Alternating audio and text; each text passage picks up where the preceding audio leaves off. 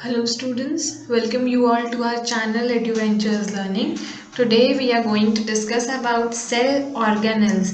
There are several things जो कि हमारे सेल के अंदर होते हैं, not only हमारे सेल के अंदर, सारे living organisms जो हैं वो सेल से बने हैं of course, as we have discussed before. So जितनी भी cells हैं उन सब के अंदर कुछ ऐसी चीज़ें होती हैं, कुछ ऐसे components होते हैं जिसको हम लोग बोलते हैं cell organelles.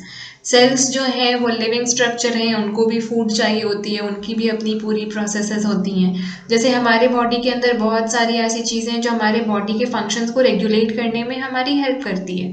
जैसे हमारे किडनीज, हमारे लंग्स, हमारे स्टमक, हमारे लार्ज इंटेस्टाइन, स्मॉल इंटेस्टाइन, सबके अपने अपने वर्क हैं. सिमिलरली सेल्स के अंदर भी कुछ ऐसे ऑर्गेनल्स होते हैं जो कि सेल के अंदर डिफरेंट डिफरेंट फंक्शंस करते हैं ताकि वो सेल जो है अपना लाइफ कंटिन्यू कर सके और हमारे को सपोर्ट कर सके.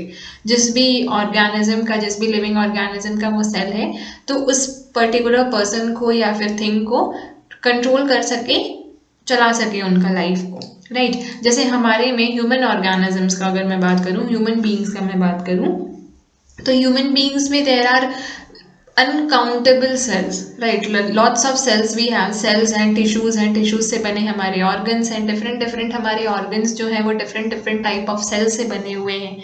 सभी cells के अंदर कुछ ऐसी चीज़ें हैं जो कि हमारे body को regulate करने में या particular cell को regulate करने में बहुत काम करती हैं, और हर काम करने के लिए उनके पास भी different चीज़ें हैं, different organs हैं जिसको हम लोग organelles बोलते हैं.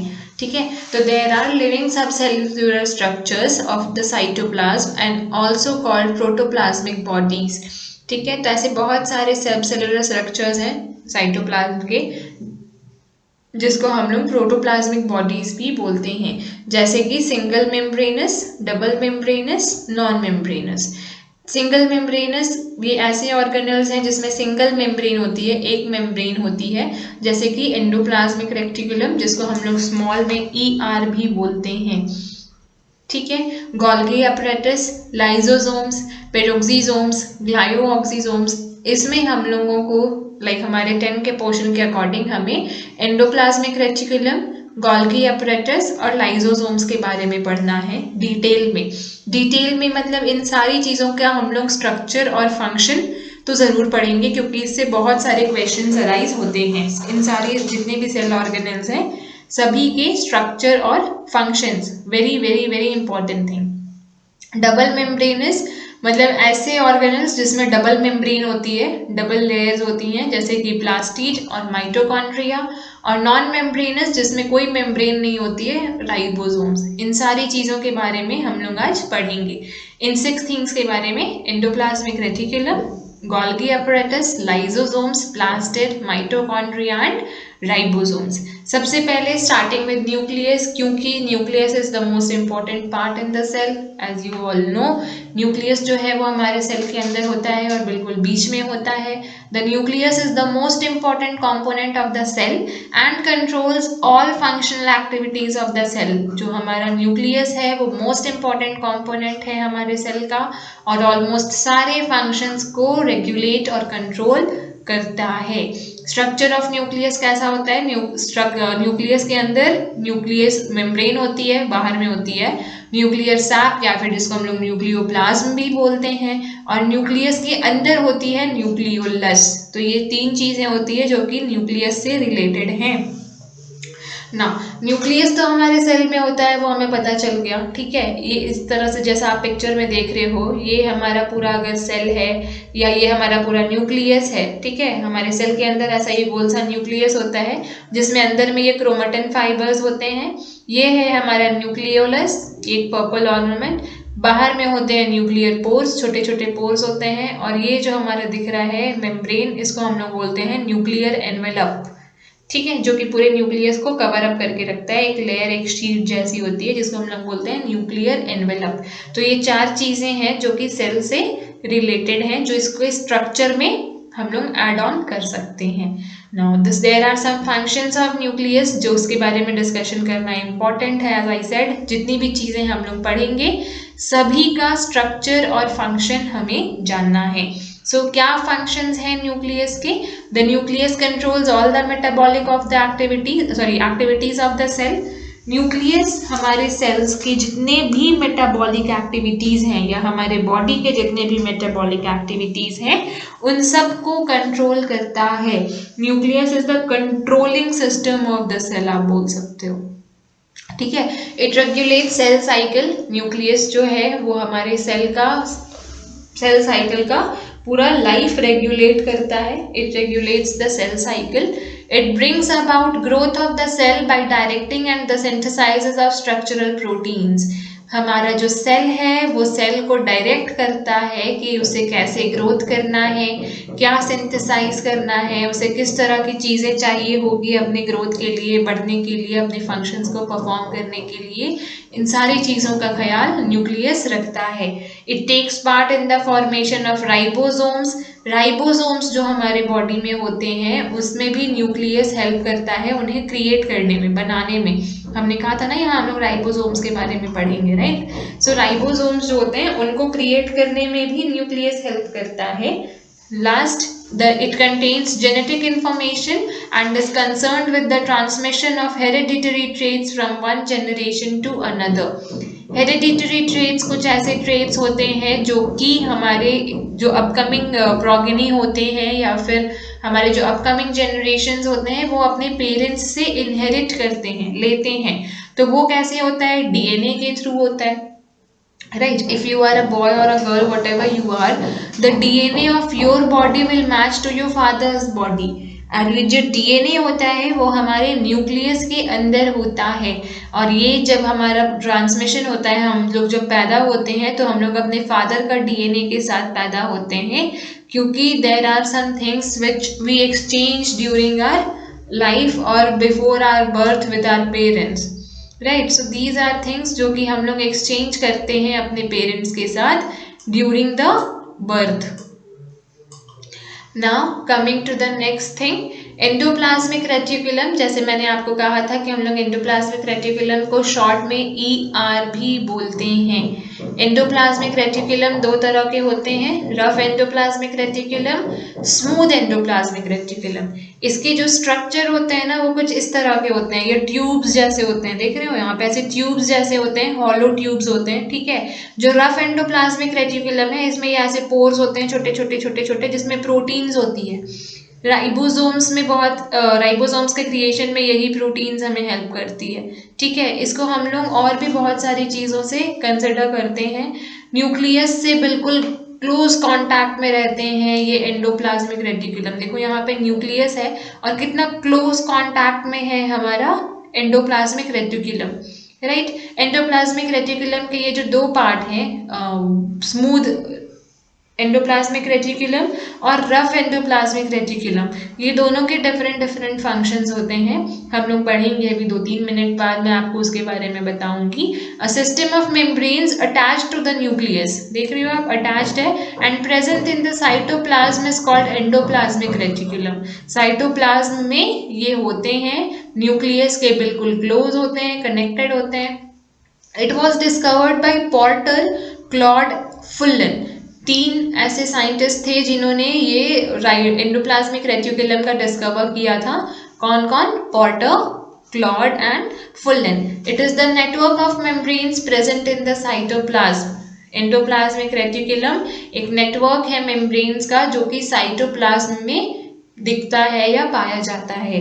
2 तरह के होते हैं, रफ एंडोप्लाज्मिक, स्मूथ एंडोप्लाज्मिक, ठीक है। ये जो रफ वाले हैं ये राइबोसोम्स के क्रिएशन में हेल्प करते हैं। ये जो होते हैं ना, ये जो पोर्स होते हैं इसमें बहुत हाई क्वांटिटी में प्रोटीन्स होती है, okay. What are the functions of endoplasmic reticulum? It forms a supporting skeleton framework of the cell. ये एक ऐसा skeleton framework बनाते हैं जो कि सेल को सपोर्ट करते हैं। Certain enzymes present in smooth endoplasmic reticulum, कुछ ऐसे enzymes होते हैं जो ये smooth endoplasmic reticulum में होते हैं, जो कि फैट्स, स्टेरॉइड्स और कोलेस्ट्रॉल को कंट्रोल करने में हेल्प करते हैं, ठीक है। सो स्मूथ एंडोप्लाज्मिक का काम क्या है? To synthesise fats, steroids and cholesterol. Rough endoplasmic reticulum is concern with protein synthesis. Rough वाला जो है वो प्रोटीन सिंथेसिस से रिलेटेड होता है, स्मूथ वाला फैट और कोलेस्ट्रॉल से। Smooth ER is involved in the process of detoxification. Now detoxification क्या है? डिटॉक्सिफिकेशन का मतलब होता है हमारे बॉडी से, हमारे सेल से गंदी चीजों को साफ करना, राइट। तो डिटॉक्सिफिकेशन का काम जो है वो हमारा स्मूथ ER करता है, क्योंकि देखो यहाँ पे हमने पढ़ा था ना, जो गंदी चीज, ऑफकोर्स फैट्स तो हमारे बॉडी के लिए गंदी है ना, हम लोग मोटे हो जाते हैं ज्यादा फैट्स वैट्स खाने से, ज्यादा कोलेस्ट्रॉल खाने से हम लोग फैट्स हमारे बॉडी में बढ़ जाता है, और कोलेस्ट्रॉल ज्यादा होने से और भी बहुत सारी प्रॉब्लम्स हो सकती है, हार्ट डिसीजेज एंड ऑल हो सकते हैं। सो ये जो है स्मूथ ER जो है वो ये सारी चीजों को डिटॉक्सिफाई करने में हमारा हेल्प करता है। Now coming to the next organelle, those are known as plastids. Plastids को हम लोग किचन ऑफ द सेल भी बोलते हैं। क्यों बोलते हैं किचन ऑफ द सेल? क्योंकि क्लोरोप्लास्ट में प्लास्टिड्स में 3 तरह के प्लास्टिड्स होते हैं, ल्यूकोप्लास्ट, क्रोमोप्लास्ट, और क्रोमोप्लास्ट के अंदर होती है क्लोरोप्लास्ट। ठीक है, ये बहुत इंपॉर्टेंट थिंग है, याद रखेंगे ये तीनों नाम, leucoplast, chromoplast and chloroplast. Chloroplast जो है वो क्रोमोप्लास्ट के अंदर होती है, और क्लोरोप्लास्ट के अंदर एक चीज होती है, एक पिगमेंट होती है जिसको हम लोग बोलते हैं chlorophyll. Everybody is aware of the word chlorophyll, right. हमने फोटोसिंथेसिस के प्रोसेस में इसे बहुत पढ़ा है। तो ये क्लोरोफिल जो होती है वो ग्रीन कलर की एक पिगमेंट होती है जो कि क्लोरोप्लास्ट में मिलती है, और इसी की वजह से इसका कलर जो है वो ग्रीन होता है। ठीक है, प्लास्टिड्स जितनी भी होती हैं वो प्लांट सेल में मिलती है, ह्यूमन बींग्स और एनिमल में नहीं। ह्यूमन में भी नहीं मिलती है, एनिमल्स में भी नहीं मिलती है, प्लांट्स में सिर्फ मिलती है। ठीक है, plants and some protists have several types of double membrane bounded organelles called plastids. कुछ प्लांट्स और कुछ प्रोटिस्ट, छोटे छोटे जो प्लांट्स होते हैं जिसको हम लोग फंगाई एंड ऑल में काउंट करते हैं, उन सब में मिलती है, और नॉर्मली जो ग्रीन कलर के होते हैं, ठीक है, जैसे म्यूकस एंड ऑल, तो उनमें मिलती है हमें डबल मेम्ब्रेन बाउंड ऑर्गेनल जिसको हम लोग प्लास्टिड्स बोलते हैं, which harvest solar energy, manufacture nutrient molecule and store materials, जो कि सोलर एनर्जी ट्रैप करती है, न्यूट्रिशन बनाती है और उन्हें स्टोर करके रखती है। इसीलिए हम इसे किचन कहते हैं, क्योंकि ये सोलर एनर्जी ले रही है, ट्रैप करती है, मैन्युफैक्चर करती है, खाना बनाती है और फिर उसे संभाल के रखती भी है, इसीलिए इसे हम किचन ऑफ द सेल कहते हैं। Plastids term was coined by E Haeckel. Plastids जो ये टर्म है प्लास्टिड्स, वो साइंटिस्ट ई हेकिल ने दिया था। They are only present in plant cell. See, जो प्लास्टिड्स हैं वो सिर्फ प्लांट सेल्स में ही मिलते हैं। Plastids generally contain pigment and may synthesize and accumulate various substances. Plastids जो है वो जनरली सिर्फ पिगमेंट्स रखते हैं अपने पास, क्लोरोफिल तरह के पिगमेंट्स रखते हैं, बट ज़रूरत पड़ने पे कुछ और भी चीज़ें एक्स्ट्रा, अगर प्लांट को ज़रूरत है तो वो सारी चीज़ें भी सिंथेसाइज कर सकते हैं। ऐसा नहीं है कि इनमें कैपेबिलिटी नहीं है, पर ज़रूरत पड़ने पे अपनी कैपेबिलिटी शो ऑफ करते हैं। Depending upon the type of pigment present in them, plastids are divided into 3 parts. जिस पार्ट में जिस तरह की पिगमेंट है उसके अकॉर्डिंग इसे 3 पार्ट में डिवाइड किया गया है, ल्यूकोप्लास्ट, क्रोमोप्लास्ट, क्लोरोप्लास्ट। ल्यूको का मतलब होता है व्हाइट इन कलर या फिर कलरलेस, इसलिए इसे ल्यूकोप्लास्ट कहा जाता है। ल्यूकोप्लास्ट में जो पिगमेंट्स होते हैं वो या तो व्हाइट कलर के होते हैं या तो कलरलेस होते हैं, बिल्कुल कोई कलर नहीं होती, ट्रांसपेरेंट सी होती है, इसलिए इन्हें ल्यूकोप्लास्ट कहा जाता है। क्रोमोप्लास्ट मतलब, क्रोमो का मतलब होता है कलर्ड, ठीक है, कलर्ड, इसलिए इसे क्रोमोप्लास्ट कहा जाता है। और क्लोरोप्लास्ट में, एज आई सेड बिफोर, इसमें क्लोरोफिल होता है और ये ग्रीन कलर्स के होते हैं। Now make it more understandable by the help of this picture. आप यहाँ पे देख सकते हो, ये है एक प्लांट सेल जिसमें यहाँ पे न्यूक्लियस है, न्यूक्लियोलस है, माइटोकॉन्ड्रिया है। अच्छा, माइटोकॉन्ड्रिया क्या होता है इसके बारे में भी we will read in the next topics. Endoplasmic reticulum के बारे में हमने ऑलरेडी पढ़ा है। ये इस तरह के कुछ स्ट्रक्चर्स होते हैं जिसमें रफ और स्मूथ एंडोप्लाज्मिक रेटिकुलम्स 2 पार्ट में डिवाइडेड होते हैं, राइट। ये है हमारे सेल वॉल, बाहर वाला part, vacuole, membrane, cover sheet जिसको हम लोग बोलते हैं, लाइसोसोम्स, साइटोप्लाज्म, और ये है क्लोरोप्लास्ट। देख रहे हो क्लोरोप्लास्ट जिसके अंदर ग्रीन कलर के पिगमेंट्स है ना। These are called the cell part. ये सारे जितने हैं प्लांट सेल के पार्ट्स हैं। These are present only in plant cell. ये जो प्लास्टिड्स एंड ऑल होते हैं ये सारे खाली प्लांट सेल में मिलते हैं। दे आर राउंडेड, ओवॉइड और disc shaped structures which contain pigments. ये या तो राउंड हो सकते हैं, ओवल हो सकते हैं, या फिर डिस्क शेप्ड हो सकते हैं जिसमें बहुत सारे पिगमेंट्स पाए जाते हैं। I hope the plastids is clear. इसका जो स्ट्रक्चर है और इसके functions. Now coming back to mitochondria. Mitochondria क्या होता है? It was first seen by Kolliker in insect cell and named by Benda. इसे पहली बार एक ऐसे साइंटिस्ट ने देखा था जिसका नाम था कोलिकर। इंसेक्ट सेल में देखा था और इसका नाम माइटोकॉन्ड्रिया रखा साइंटिस्ट बेंटा ने।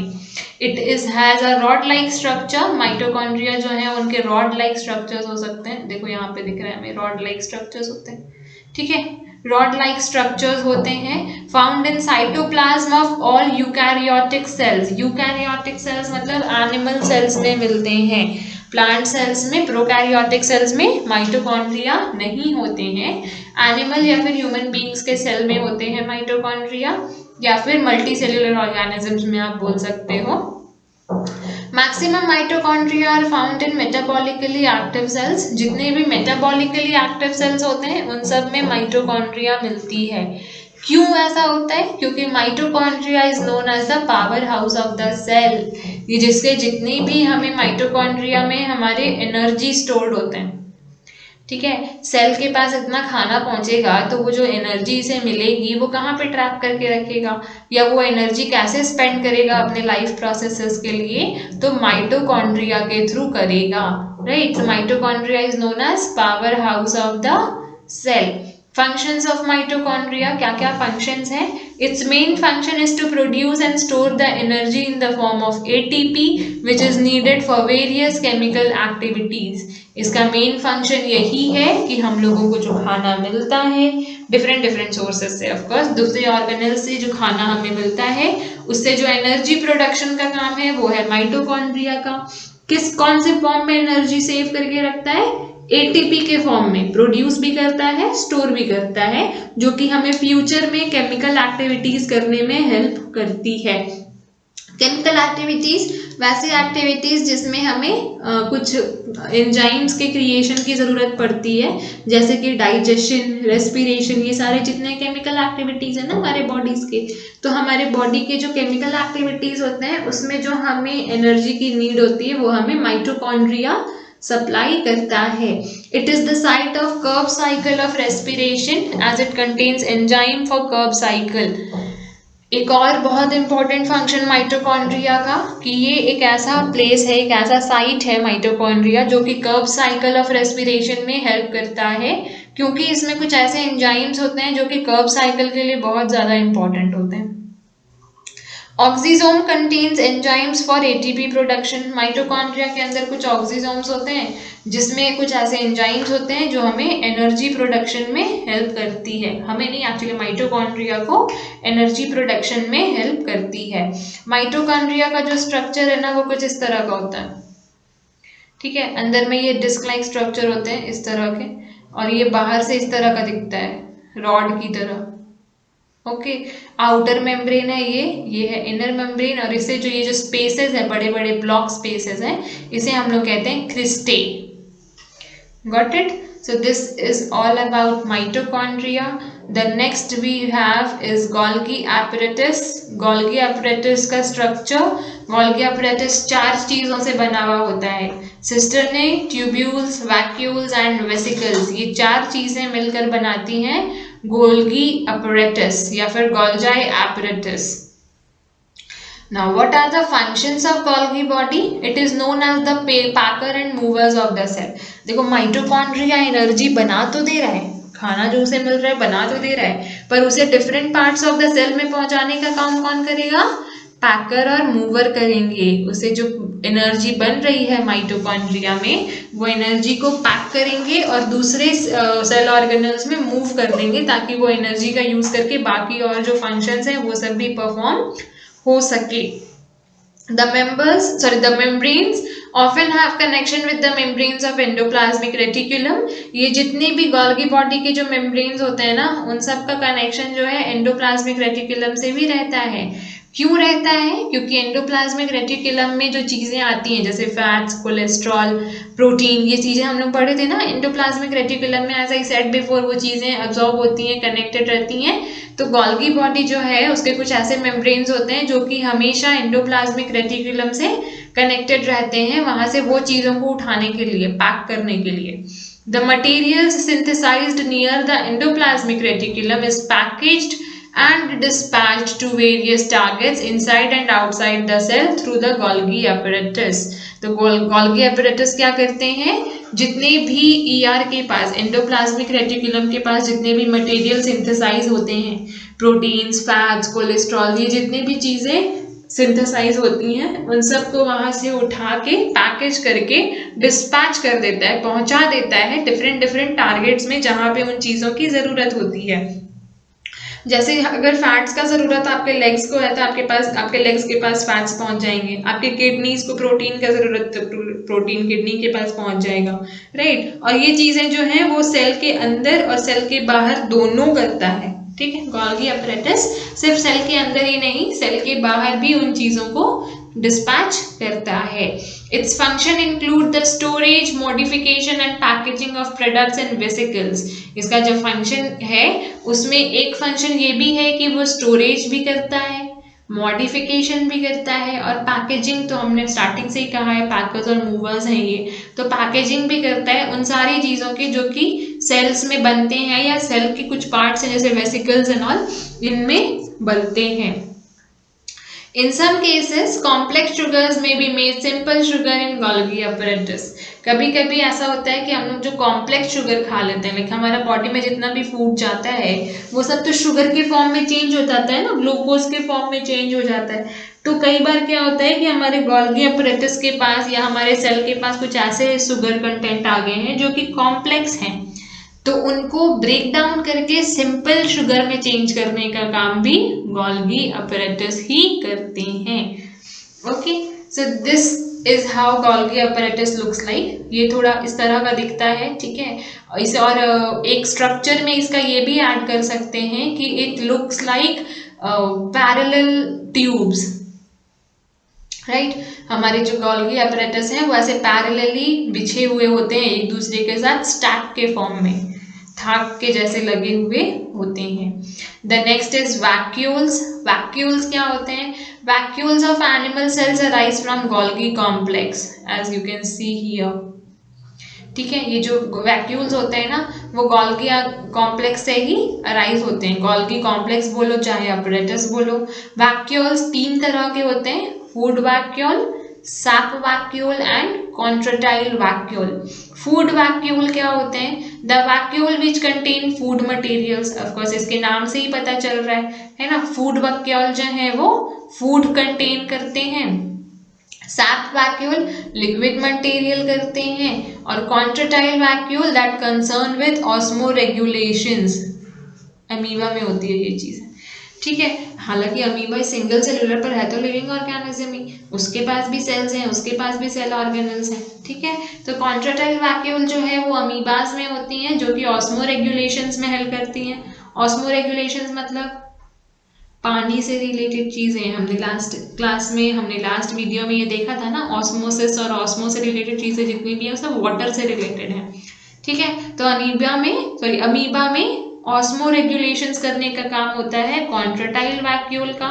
सैप वैक्यूल जो है वो एनिमल सेल्स में होती है और लिक्विड मटेरियल से रिलेटेड चीजों को कंट्रोल करती है। कंट्रोल कैसे करती है? बाई चांस अगर हमारे सेल के अंदर पानी थोड़ा ज्यादा आ गया और उसे कम की नीड है तो हमारे सेल से पानी को बाहर फेंकने का काम करेगी सैप वैक्यूल। अगर हमारे पास पानी नहीं है तो खींच के लेके आने का काम भी करेगी सैप वैक्यूल। फूड वैक्यूल जो है वो करती है फूड मटेरियल्स का काम। हमारे बॉडी में जितने भी, हमारे सेल्स में जितने भी प्रोटीन्स और जितने भी शुगर कंटेंट्स बन रहे हैं, गोल्गी अपैरेटस जो उन्हें ट्रांसफर कर रहा है, उसके बाद क्या होता है, ट्रांसफर तो कर दिया, जितना फूड मटेरियल काम में आया आया, एनर्जी जो यूज में आया आया, जो बाकी बच गए उसका क्या, जो बाकी बच गए उनको हमारे बॉडी से बाहर फेंकने का काम करते हैं ये वैक्यूल्स। ठीक है ना। फंक्शंस ऑफ वैक्यूल्स क्या क्या है, storage of food, water and other substances. ये जो वैक्यूल्स हैं, देखो यहाँ पे ग्रीन ग्रीन कलर के दिख रहे हैं ना सेल्स के अंदर, ये है हमारा न्यूक्लियस, सॉरी ये ब्लू वाला न्यूक्लियस, न्यूक्लियोलस, यहाँ पे है पूरे क्रोमेटिन फाइबर्स, ये है हमारा एंडोप्लाज्मिक रेटिकुलम, ये है हमारा Golgi apparatus, Golgi apparatus, mitochondria, plastids, और ये है हमारे वैक्यूल। तो वैक्यूल का काम क्या होता है, ये हमारे सेल के अंदर जितना भी खाना आ रहा होता है, पानी आ रहा होता है, ये कुछ भी ऐसी चीज़ है जिसकी हमें ज़रूरत पड़ती है, हमारे सेल्स को ज़रूरत पड़ती है अपना लाइफ स्पैन कवर करने के लिए, उन चीज़ों को स्टोर करके रखता है। They help in the elimination of excess of water from the cell and maintains internal pressure of the cell.